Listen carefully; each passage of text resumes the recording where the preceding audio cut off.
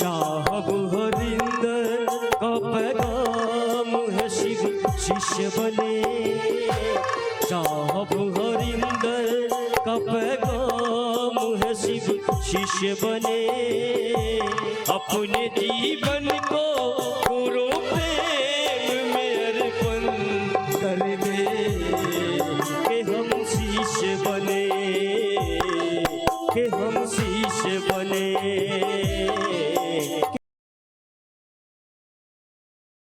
यह पुष्पगुच्छ इस बात का साक्षी है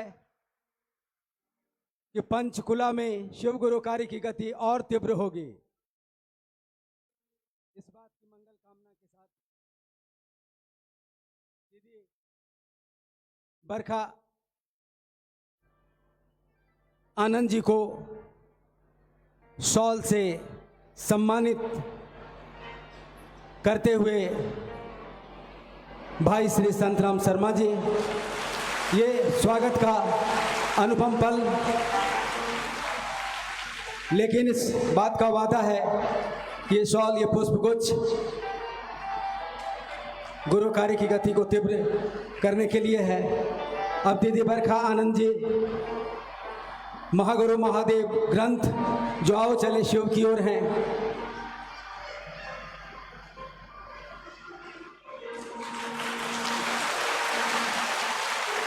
स्वागतम स्वागतम।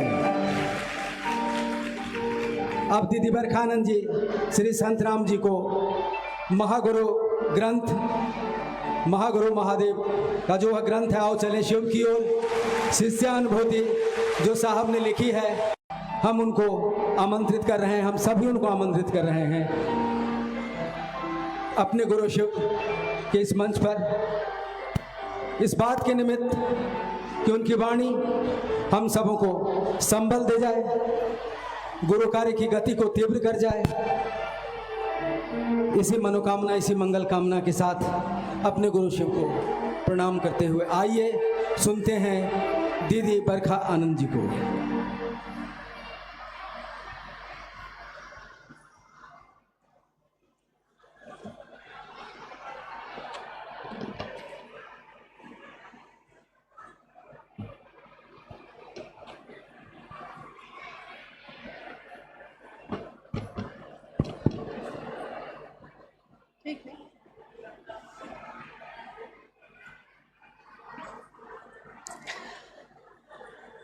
मेरे गुरु महेश्वर शिव को मेरा प्रणाम है। इस कालखंड के प्रथम शिव के शिष्य और हम सबों के परम आदरणीय वरेण्य गुरु भ्राता साहब श्री हरिंदरानंद जी के चरणों में मेरा प्रणाम है। शक्ति स्वरूपा दीदी नीलम आनंद जी के चरणों में मेरा प्रणाम है। और कालका और विभिन्न जगहों से आए हुए सभी गुरु भाई गुरु बहन के चरणों में मेरा प्रणाम है।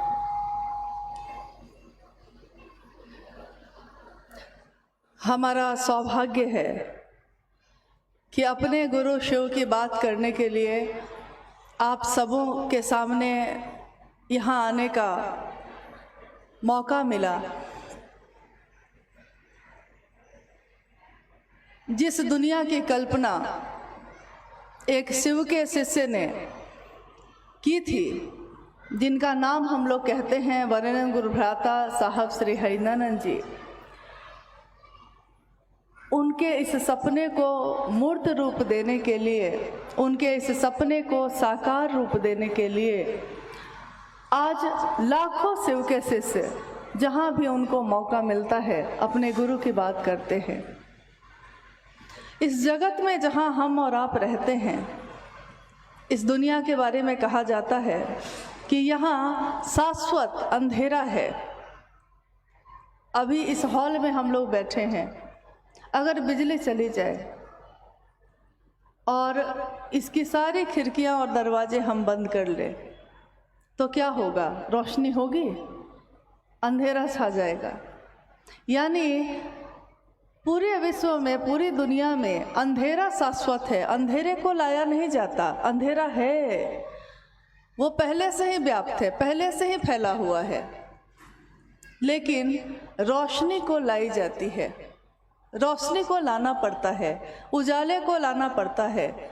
हमारे ऋषियों ने कहा तमसो माँ ज्योतिर्गम्या, मेरे मन में फैले अंधेरे को माँ तुम दूर करो, तुम ऐसे उतरो मेरे मन में। उन्होंने कहा कि ज्ञान की जो धारा है, ज्ञान आध्यात्म के रास्ते पे जाने का, वो ज्ञान हमारे मन के फैले अंधेरे को दूर करता है। ऐसा नहीं हजारों वर्षों में कोई गुरु नहीं आए धरती पे, बहुत सारे गुरु आए, और कुछ गुरु तो ऐसे भी आए जो स्वनाम धन्य रहे। दुनिया ने उनको दूसरा महेश्वर कह के ही पूजा, ऐसे भी लोग आए। उन्होंने कहा कि शिव के अवतार हैं ये, शिव के साक्षात स्वरूप हैं ये।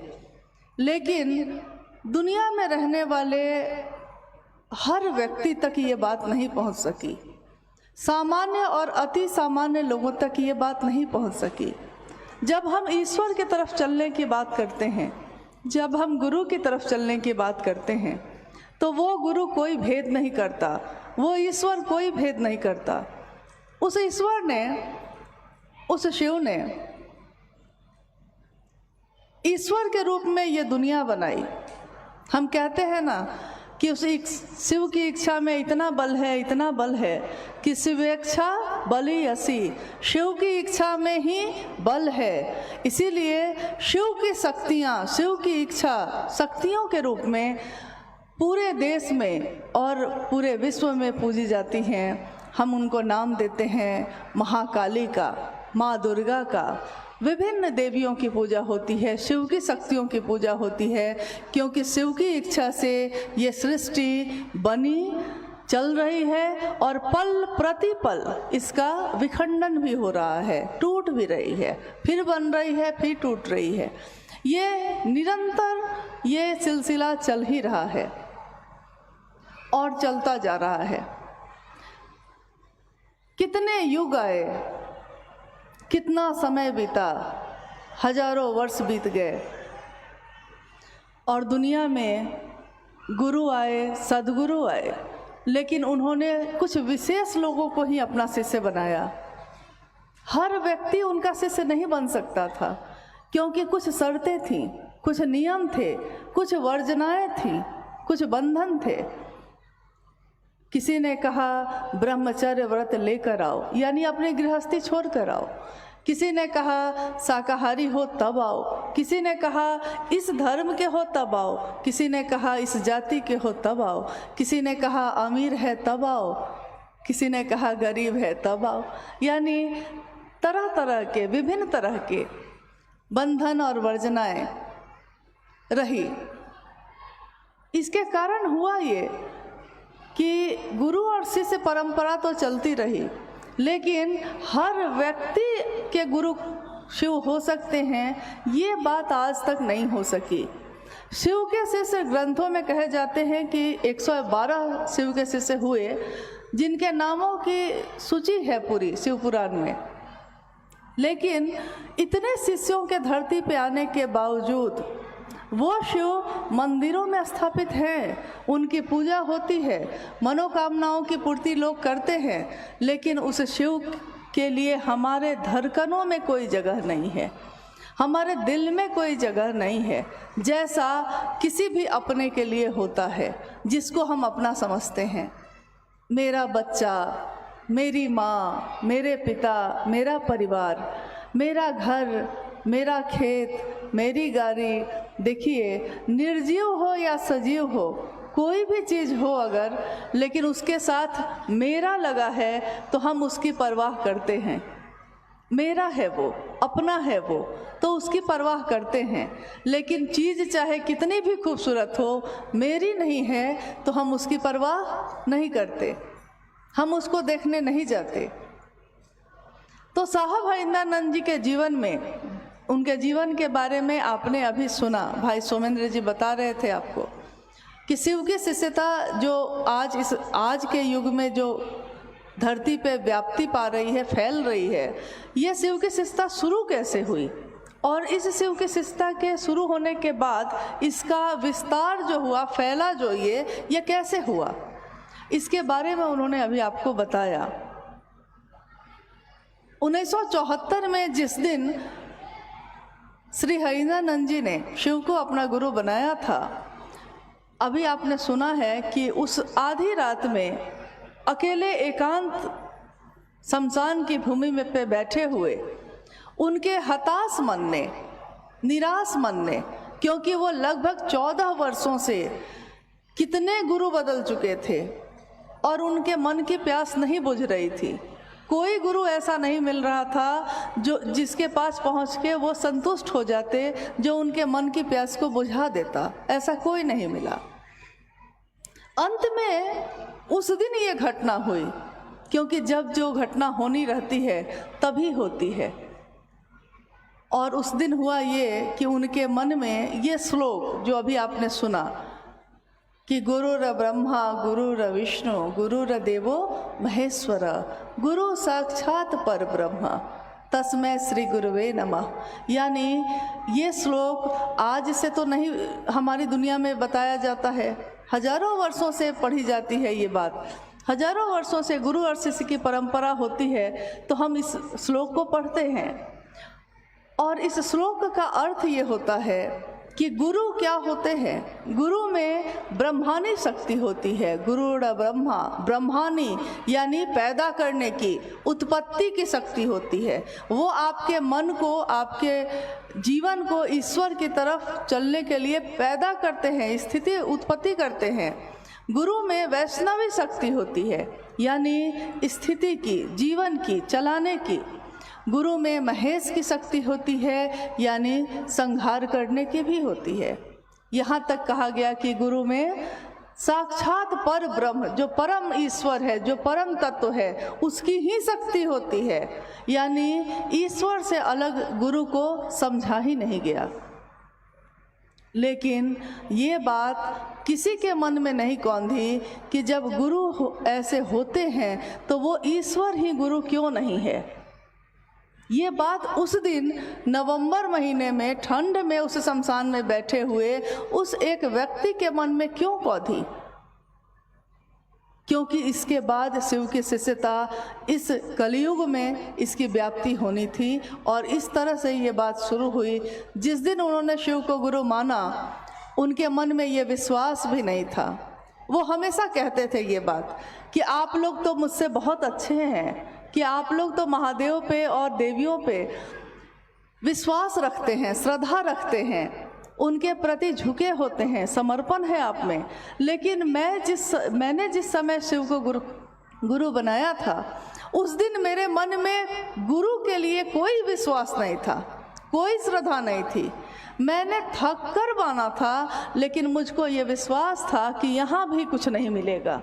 शिव भी गुरु के रूप में होंगे कि नहीं होंगे, ये भी मुझको पता नहीं था, क्योंकि मैंने किसी भी शास्त्र का अध्ययन नहीं किया था, कोई किताबें मैंने नहीं पढ़ी थी।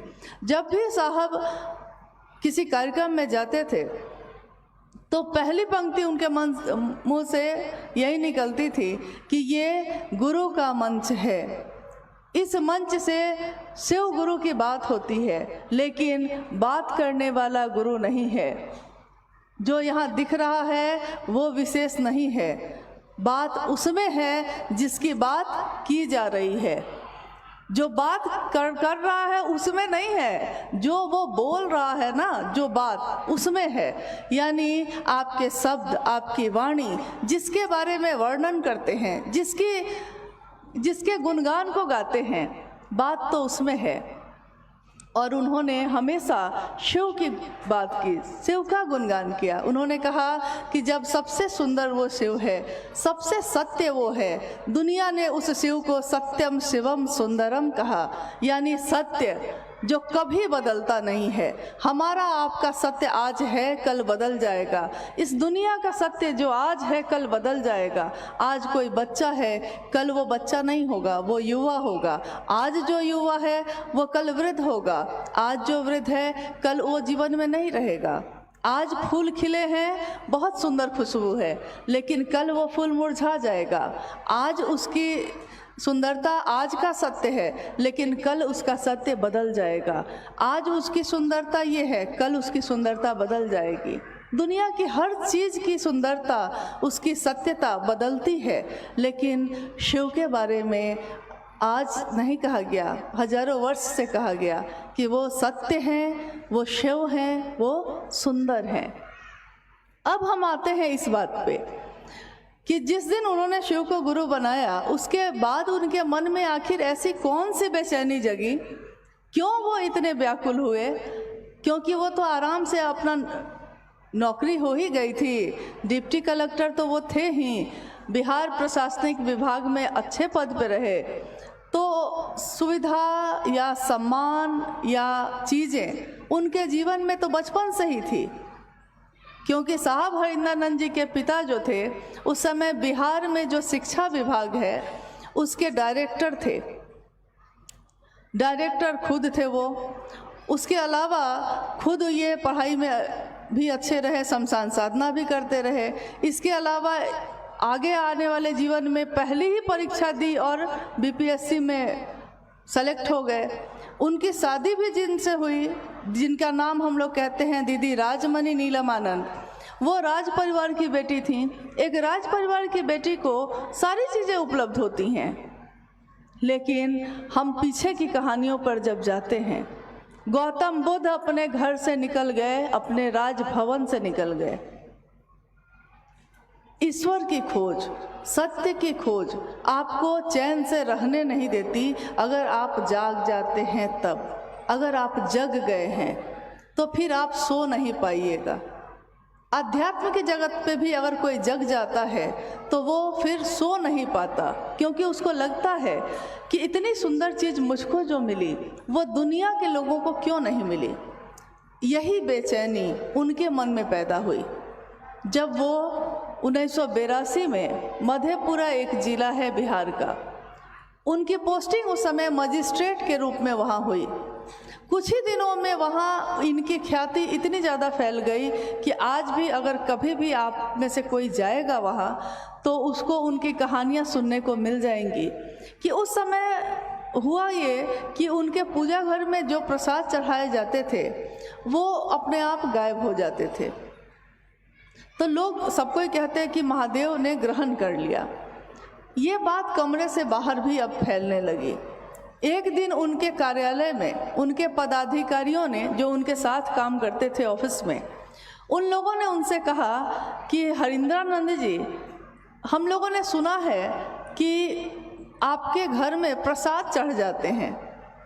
तो इन्होंने कहा कि मैंने तो आपको नहीं कहा ये कभी, अगर चढ़ता है तो सौभाग्य है मेरा, लेकिन मैंने तो आप लोग को नहीं कहा ये। उन पदाधिकारियों ने कहा इनसे कि घर में जो प्रसाद चढ़ता है, क्या पता प्रेत खाते होंगे, कोई भूत प्रेत आता होगा, वो खाता होगा। साहब इस पे भी कुछ नहीं बोले। फिर थोड़ी देर बाद दूसरे पदाधिकारी ने कहा कि अगर ये बात सत्य है कि महादेव आपके यहाँ प्रसाद ग्रहण करते हैं, तो हम लोग ये कहते हैं आपको कि यहाँ सिंहेश्वर मंदिर है, शिव का मंदिर मधेपुरा में, तो उस मंदिर में अगर आप प्रसाद खिला देंगे तो हम समझेंगे कि हाँ महादेव प्रसाद खाते हैं। साहब ने कहा कि क्या पता वहाँ भी भूत प्रेत खाएंगे। तब लोगों ने कहा कि नहीं नहीं, वहाँ कैसे खाएंगे, वो मंदिर तो श्रृंगी ऋषि के द्वारा स्थापित है, तो जो इतने बड़े ऋषि के द्वारा स्थापित मंदिर है उसमें तो प्रेत नहीं जाएंगे। कानों कान लोगों तक ये बात फैल गई और काफ़ी भीड़ वहाँ इकट्ठी हो गई। जब भीड़ वहाँ बहुत ज़्यादा बढ़ गई और पुजारी पुरोहित सब कोई जमा हो गए,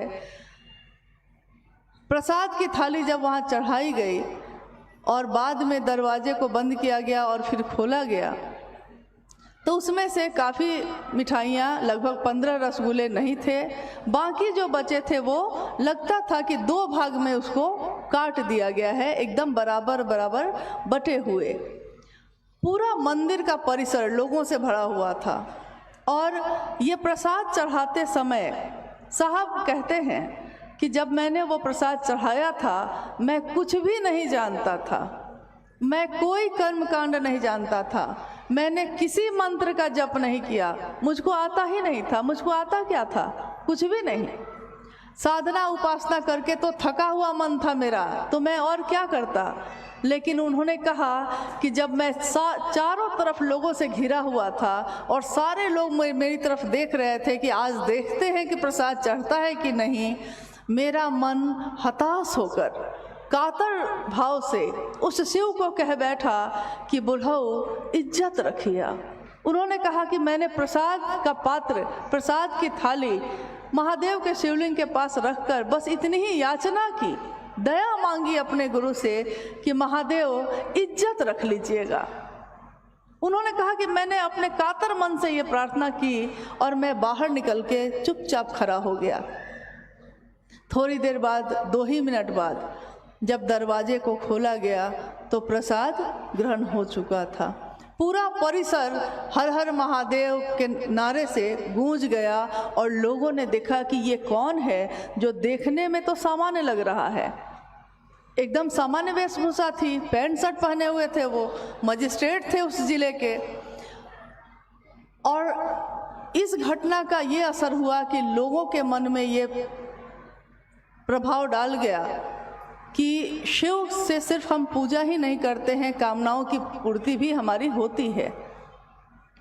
लेकिन साहब हरिंदरानंद जी के मन में ये बात नहीं थी कि मेरे जीवन में जो चमत्कार घटे हैं मैं उनको लोगों को दिखाऊं।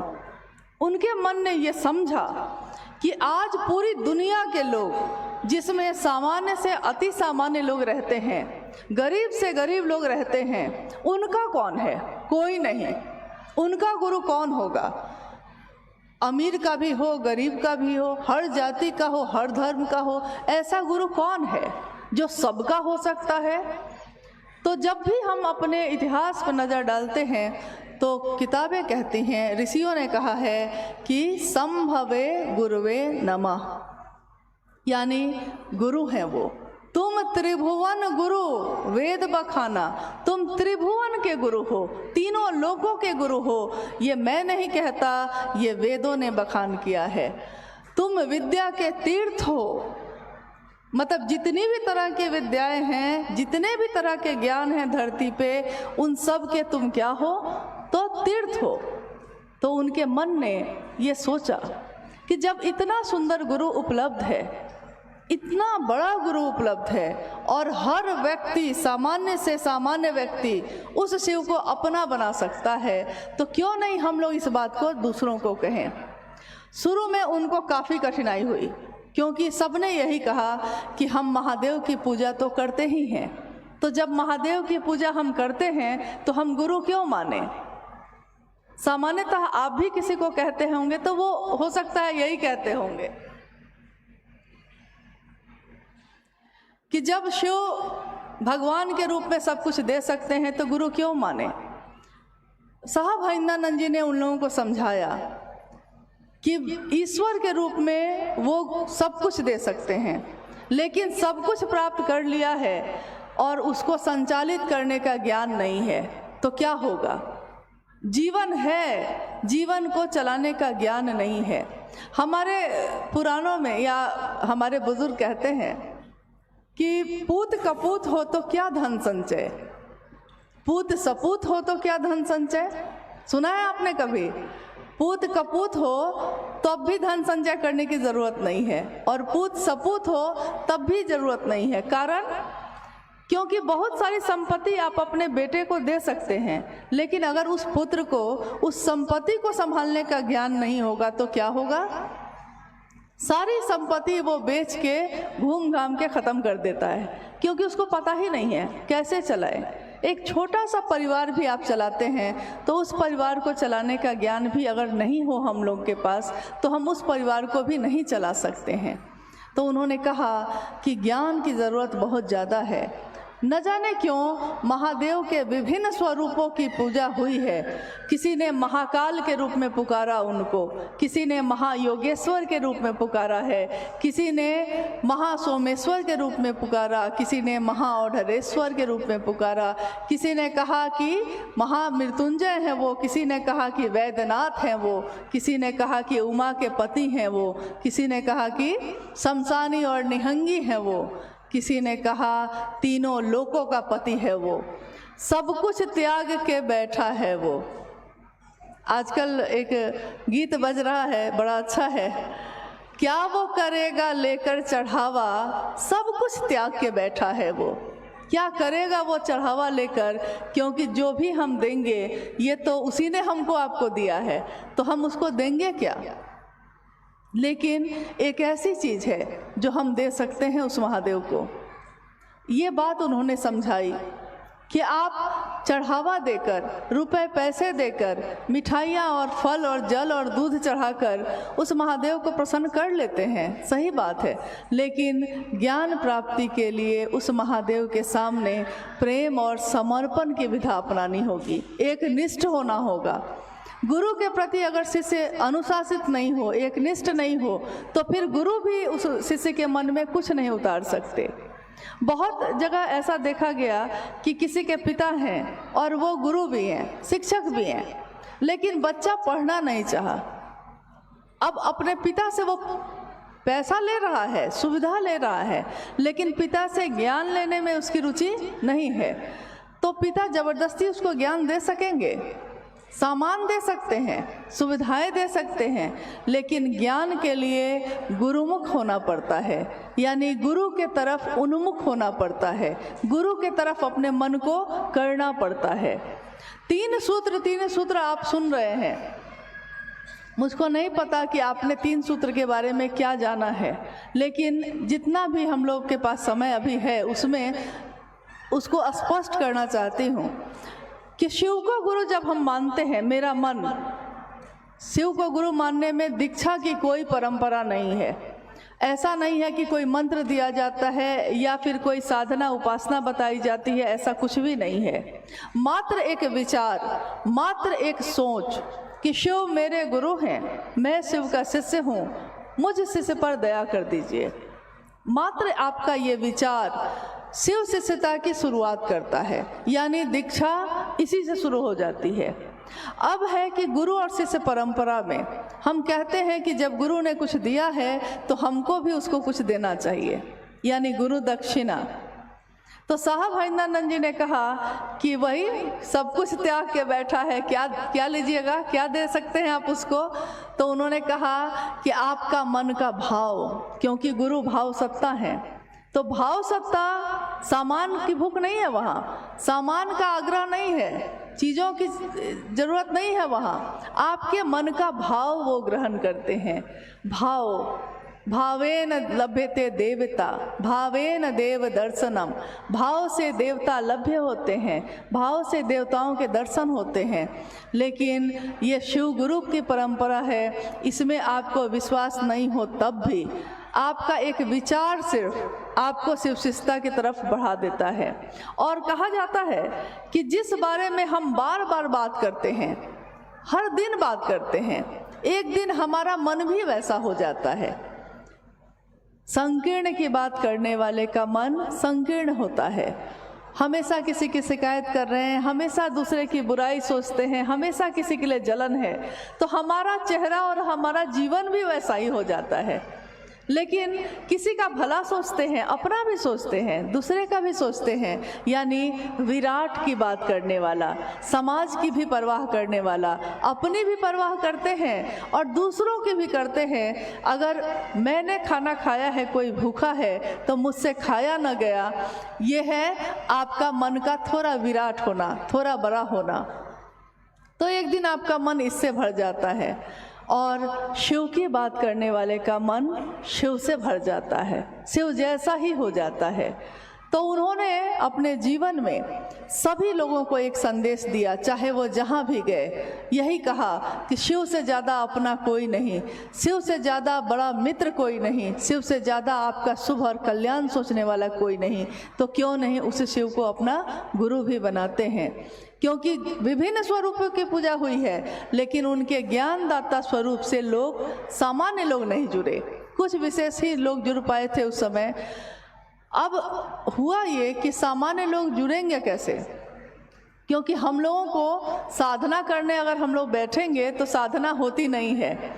हम आंख बंद करके अगरबत्ती जला के भी बैठते हैं किसी देवी देवता के सामने, तो आंख बंद जरूर रहती है, लेकिन मन भटक जाता है, मन कहीं खो जाता है। मतलब मैं इस जगत के चीज़ों में ऐसा खो गया हूँ कि मैं शिव की तरफ चल ही नहीं पाऊँ। तो क्या करना पड़ता है? उन्होंने कहा कि आपका मन ही साधन है, आपका मन ही किसी को भी अपना समझता है। मन एक ऐसी मशीन है जो लगातार विचारों को पैदा करती है, और उसी मन में अगर ये विचार आप डाल दीजिए कि जैसे और रिश्ते हैं मेरे, वैसे ही शिव भी मेरा है, ये विचार अगर लगातार चलता रहा, बार बार चलता रहा, तो क्या होगा? एक दिन आपका मन इसी भाव से भर जाता है। तब आप आते हैं भाव की स्थिति में। भाव भी अगर बार बार भाव बना रह गया और बार बार ये गहरा होता गया, तो एक दिन प्रेम बन जाता है। और प्रेम का चरमोत्कर्ष, प्रेम की भी गहराई क्या है? भक्ति है। तो भक्त बनना बहुत कठिन है, लेकिन शिष्य बनना थोड़ा आसान है। एक गुरु ने अपने शिष्य को, जब वो एक आश्रम में रहता था और उस गुरु से शिक्षा ग्रहण करने के बाद वो अपने घर की तरफ जाने लगा। जब घर जाने लगा तो उसने अपने गुरु से कहा कि गुरु, मैं चाहता हूँ कि कोई ऐसी चीज़ मुझको आप दे दीजिए ताकि मैं दूसरे को भी देख सकूँ कि उसका मन कैसा है, मतलब उस चीज़ से मैं उसका आकलन कर लूँ, उसको देख लूँ कि वो कैसा है। आपने मुझको इतना ज्ञान दिया, तो कुछ ऐसी कृपा करिए कि ऐसा भी कुछ दे दीजिए। उस गुरु ने अपने शिष्य को एक शीशा दिया, एक आईना दिया, और कहा कि यही आईना लेकर तुम चले जाओ, तुम इसमें जो देखना चाहोगे वो तुमको दिख जाएगी। अब वो शिष्य उठा, जाने के लिए उठा, तो उसने धीरे से उस आईने को, उस शीशे को अपने गुरु की तरफ घुमाया। उस शीशे में उसने देखा कि गुरु के मन में भी कुछ संकीर्णता है, गुरु के मन में भी कुछ गंदगी है। अब शिष्य को बड़ा धक्का लगा उसको। उसने सोचा था कि गुरु के मन में तो कुछ नहीं हो सकता। फिर वो वहाँ से अपने घर की तरफ चला। रास्ते में जितने लोग मिलते थे सबकी तरफ उस आईने को घुमाता था और देखता था कि सबके मन में ईर्ष्या है, जलन है, क्रोध है, पाप ही पाप है। फिर वो घर चला गया। कुछ दिन रहकर वो फिर वापस लौटा। जब वो वापस लौटा तो गुरु ने कहा कि कैसा रहा, घर की यात्रा कैसी रही? उसने कहा कि यात्रा तो अच्छी रही, परिवार में भी सब कोई ठीक है गुरुजी, लेकिन मैं एक बात पूछना चाहता हूँ आपसे। गुरु ने कहा कि पूछो। शिष्य ने कहा कि आपने जो शीशा दिया था मुझको, मैंने पहले आपकी तरफ घुमाया, फिर मैंने रास्ते में सबकी तरफ घुमाया। हर आदमी के मन में पाप ही पाप है, ईर्ष्या ही ईर्ष्या है। तो मुझको बड़ा आश्चर्य हुआ कि मैंने तो बहुत अच्छी चीज़ आपसे मांगी थी, आपने मुझको क्या दे दिया? गुरु ने कहा कि मैंने ये दिया तुमको ज़रूर था, लेकिन तुम एक भूल कर गए। तुमको ये आईना सबसे पहले कहाँ घुमाना था? किसके तरफ? सबसे पहले अपनी तरफ घुमाना था कि मेरे मन में क्या है उसको तो पहले दूर कर लें। तुम दुनिया को तो देखते रहे, लेकिन तुमने अपनी तरफ तो देखा ही नहीं। तो हुआ ये कि शिष्य ने समझ लिया कि मेरा मन ही मेरा दर्पण है, और यही हमको समझा देता है, दिखा देता है क्या अच्छा है, क्या बुरा है, क्या पाप है, क्या पुण्य है। और इस तरह हम आते हैं अब शिव की शिष्यता पे। तीनों सूत्र, पहले सूत्र में मन ही मन कहना है, दूसरे सूत्र में मन अगर महादेव की परिधि में नहीं होगा, मन अगर महादेव के घेरे में नहीं होगा तो कितनी भी अच्छी बात कही जाए आपके मन में ये प्रवेश नहीं करेगा, मेरे मन में भी नहीं होगा, हम बोल भी नहीं पाएंगे, आप सुन भी नहीं पाएंगे। यानी मन उस जगह पे रहेगा तब ना। कितनी बार हुआ होगा कि आप किसी से बात कर रहे हैं और वो व्यक्ति भी दिखने में लग रहा है कि वो ध्यान से आपकी बात सुन रहा है। थोड़ी देर बाद आप कहते हैं कि अभी जो मैंने आपसे कहा आपने सुना ना, तो वो सामने वाला व्यक्ति कहता है कि अरे मैंने ध्यान नहीं दिया। आप कहते हैं कि अरे आप सुन तो रहे थे सामने बैठ के। उसने कहा कि मेरा मन कहीं और चला गया था, मेरा मन कहीं और चला गया था। यानी कि शरीर में रहते हुए भी मन अगर वहाँ से हट गया तो कोई लाभ नहीं है। ये मन कैसे टिका रहे, ये मन टिकेगा कैसे महादेव पे, क्योंकि इसको अभ्यास नहीं है, इसको अभ्यास है दुनिया में रहने का, महादेव के तरफ टिकने का अभ्यास नहीं है। कैसे टिकेगा?